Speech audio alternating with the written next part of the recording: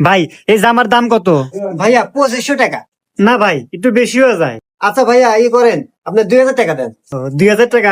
আচ্ছা ভাই প্যাকেট করে দেন। এসো 1000 টাকা টপ 2000 টাকা বেচছি।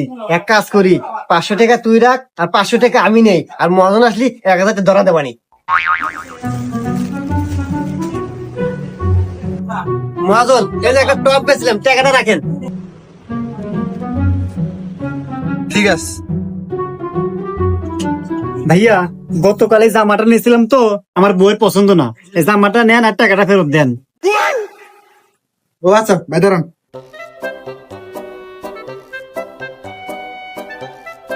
আরে ভাই 1000 কে? ওরা তো আমার কাছে 2000 টাকা নিচ্ছে।